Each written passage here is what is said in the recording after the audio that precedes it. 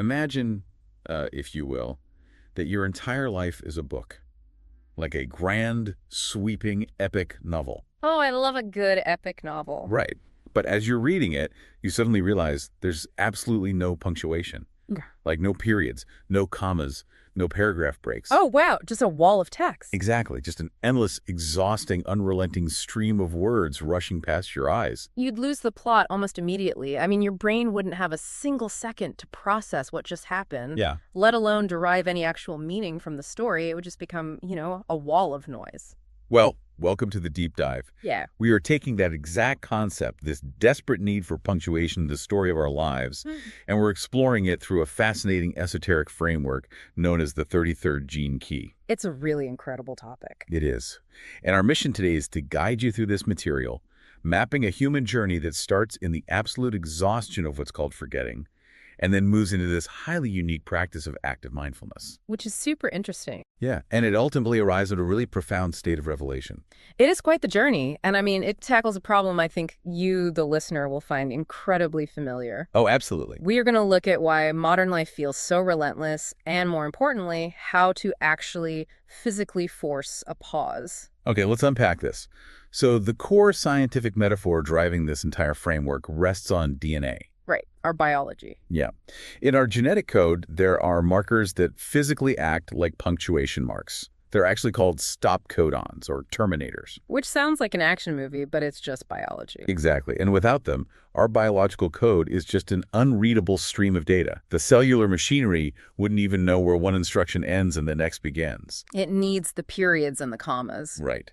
And within this philosophy, the 33rd gene key represents one of these cosmic stop codons. What's fascinating here is how these gene keys are framed as, well, a holographic story of human evolution. I mean, the 64 archetypes mirror the 64 codons in our DNA. Oh. Yeah.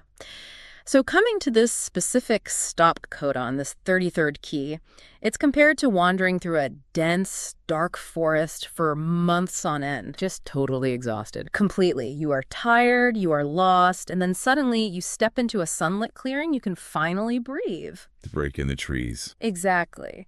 And hidden in this clearing are vital clues about how to find your way out of the forest entirely. But the tragedy is that most of us are completely missing those clues. We're living in what is described as the shadow state of this key, which is simply called forgetting. Forgetting. Yeah, and this state of forgetting is universal. It unites all of humanity. We're all just wandering around in this dense forest together, totally oblivious.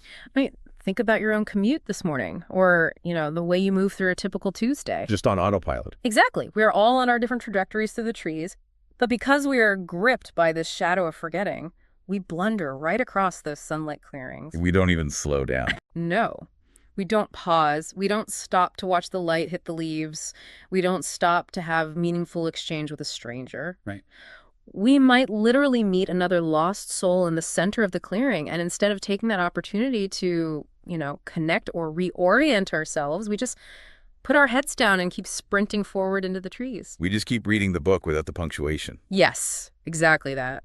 And if you are always rushing, you inevitably slam into what this framework calls the codon ring of trials. The trials. Yeah, these are the fundamental tests of life. And they are everywhere. We face trials in our relationships, which, usually force us into learning how to forgive. Right, definitely. We face trials in our daily lives where we struggle to balance our relentless duties with any actual enjoyment. Oh, that balance is so hard. It is.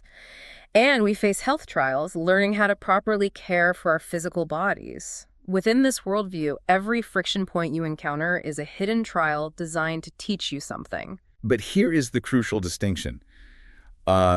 These trials aren't actually meant to be overwhelming. They really are. They only become intolerably heavy because we just refuse to stop and look at them.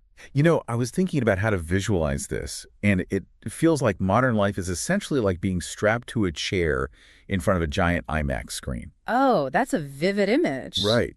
And you're moving forward at warp speed. You are so entirely absorbed by the overwhelming amount of data, the emails, the news, the responsibilities just rushing toward you on that massive screen. Yeah. that you completely forget to engage with what has just gone past you. You process absolutely nothing. That visual captures the modern dilemma perfectly. I mean, we have become a rush of forgetting. We are so obsessed with forward movement, with progress, with getting to the next scene in the movie. Always the next thing. But if your awareness never comes to rest, how on earth are you going to see what life is actually offering you in the present? You can't. Right. And, the original name for this specific hexagram in the ancient Chinese I Ching is retreat. Retreat. Yeah, it is fundamentally about withdrawal. It's about the absolute biological and psychological necessity of pausing your journey. The advice is almost deceptively simple. You literally have to stop every now and again and just sit down. Yeah, have a cup of coffee, look around. Because if you refuse to retreat, you can't learn from the trials. Exactly. They just keep stacking up, Unresolved, unresolved, unresolved, because you haven't taken a single breath to process the lesson. You are skipping the stop codons. Skipping the punctuation. And if you don't prioritize your inner life and force these moments of pause, your life just becomes this exhausting loop with no harvest. A life with no harvest. Yeah. Wow, that phrase really sticks with you. And it brings us to how we actually break that loop. Yeah. Moving from this exhausting shadow of forgetting into the gift state of this archetype. Which is active mindfulness. Yes, active mindfulness. Okay. But the way mindfulness is framed here is, well, it's very different from the usual advice. It broadens the definition significantly. I mean, when we usually hear mindfulness, we think of the traditional Buddhist practice. Right, like sitting on a cushion. Passively observing your inner and outer environment without judgment, sitting quietly, watching your thoughts float by like clouds. Right. And that has immense value, of course. But this specific gift of mindfulness takes a totally different angle. It's not just about passive observation. It's a highly active, creative process. It engages the active imagination. It's about making the mundane magical through ritual. And I want to be clear, for anyone listening who hears the word ritual and pictures some complicated 2-hour ceremony with incense and chanting. Oh yeah, it's not that. No, doesn't mean that at all. It means your morning coffee can be a ritual. Eating your breakfast or folding your laundry, it can all be a ritual if it is done with active imagination. That's a great point. The retreat doesn't have to be a vacation you take after you've totally burned out. The retreat can exist within the daily action itself. And that is where the specific concept really shows its true colors. I mean, the 33rd key is described as a lover of story, of myth, and of archetype. Okay, a lover of story. Yeah. By turning daily habits into rituals, you bring this blaze of presence to your life. You start treating your own life like a myth. Oh, I like that. You recognize that your story is rich with characters, twists of fate, changing backdrops. The whole tapestry becomes exquisite simply because you're actively pulling up a chair and paying attention to it. Wait, here's where it gets really interesting and honestly a bit counterintuitive. Okay, let's hear it. I have always thought mindfulness was strictly about being anchored entirely in the present moment. Like, don't look back, don't project forward, just be here now. Sure, that's the standard line. Right. But this source is actively telling us to turn around and look out the rear window at our past. It leans heavily into a Chinese cultural concept called Huigen. Yes, and if we connect this to the bigger picture, this is perhaps the most profound practical advice we can take away today. Really? Absolutely. Huigen translates to setting aside time to reflect sweetly on a past event. Reflecting. Yeah, it's deeply tied to ancient tea-drinking traditions where time is deliberately set aside, a space is carved out specifically for this custom. Okay. It invites us to be a little heretical with our mindfulness. We already spend so much of our energy anxiously rushing toward the future. So this practice asks us to just sit down, pour a cup of tea, and look backward. But the instruction is incredibly specific about how to look backward. Right. It's not about dwelling on regrets. No, it tells us to see the mistakes we've made, to acknowledge the hours we spent blundering blindly through the forest. But then, and this is the critical mechanism here, we must harvest the fine moments. A fine moment. We actively harvest the very best moments from yesterday or last year or our childhood.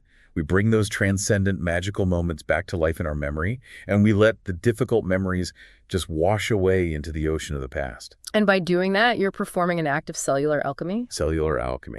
Yeah. By harvesting those sweet memories, you are literally bringing them into your body in real time. You are flooding your DNA, your cells, with the serenity and sweetness of those moments. Wow. It's like savoring the sweetness of tea in your mouth and just letting that specific physical sensation wash over your whole being. I have to challenge this, though. I mean, doesn't that pull you completely out of the present? How do you mean? Well, if I'm sitting on my couch, ignoring my living room and dreaming about a beautiful hike I took 5 years ago, aren't I just escaping reality? I mean, it's easy to assume that pulls you out of the present, but the reality of this practice is different. You do not leave the present moment when you consciously conjure the past as a ritual. Okay, why not? Because you are doing it deliberately. You're engaging in a cosmic dialogue. By savoring that hike from 5 years ago, you are generating peace and imprinting it into your cells right now, in the present moment. Oh, I see. This act of harvesting changes mindfulness from a dry, detached exercise into a deep, glittering pageant of color and inner light. You're using the past as fuel to warm your present. Oh, that makes sense. And the practice even extends to doing this with other people, right? Absolutely. Like sitting around a fire or just at a kitchen table with your friends and consciously talking about the moments that fulfilled you the most. Creating a space where you temporarily step out of the daily grind, the drama of samsara, and just share the sweetness. It softens the edges between people. For millennia, humans have gathered in clearings, sat around fires, shared a drink, and talked of good times. Yeah, we really have. We are biologically and spiritually wired for this kind of communal hugin.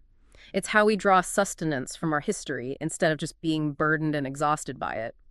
So if we master this, if we move from the unpunctuated forest of forgetting to this deliberate daily practice of creating our own stop codons, pausing, making a cup of tea, and harvesting our best memories, where does this evolutionary story ultimately lead? That's the big question. Yeah, and it brings us to the third and final state, revelation. Revelation is the ultimate cosmic stop codon. It is the promise written into the deepest layers of the human script. And what's the promise? The promise is that one fine day, the trials will be over. All bad things must come to an end, and the goodness we've harvested will live forever. Wow. So what does this all mean for us as individuals? The imagery used in the source is just beautiful. It really is. It compares this final stage to a profound, moving play coming to an end. The actors take their bows, the curtain falls, the audience files out of the theater, and the stage is just left ringing with this soft, echoing silence. I love that. But you, having watched it, you carry the absolute perfection of the whole story out into the night with you. It always comes as an ending. The framework describes this stage of revelation as having a very distinct autumnal flavor. Autumnal flavor. The leaves of your life begin to fall. Exactly. You begin to pack away your belongings. You do a final inventory of your long journey. The light turns inwards, preparing for the descent into the emptiness from which all things are reborn. It sounds so peaceful. There is a quivering beauty in letting go at this stage where the colors intensify and your heart opens in wonder. You finally realize that the world takes care of itself, and you just step into a world of peaceful surrender. Now, this sounds a lot like death. Well, yeah. But it's actually talking about something much larger than just the end of a single physical life. This is where it introduces the concept of the causal body. This raises an important question about how we define our own existence. I mean, beyond the physical body and the emotional body, there is proposed to be a causal plane of being. Okay, the causal plane. This is the part of you that outlives physical death. It's the repository of your deepest human memory, the soul's hard drive, if you will, that travels with you across multiple lifetimes. How does that connect back to the DNA metaphor, though? Like, how do we jump from biological stop codons to eternal soul memory? The mechanism here relies on the idea that our DNA isn't just physical instruction, it's a fractal antenna. A fractal antenna. Right. We already know through epigenetics that trauma and environment can alter genetic expression across generations. Yeah, that's science. Well, this framework pushes that science into the mystical, suggesting that your DNA physically houses the memories of your causal body. Oh, wow. So revelation is the moment your consciousness finally scales up. You wake up completely to your eternal nature, and you realize that your karma, the sum total of your actions and trials, follows you everywhere. Which totally reframes the trials we talked about at the beginning. It does. If our karma follows us, the purpose of being here is to purify that karma. But, I have to push back hard on one of the claims made here. Okay, what is it? It says that suffering is sweet nectar.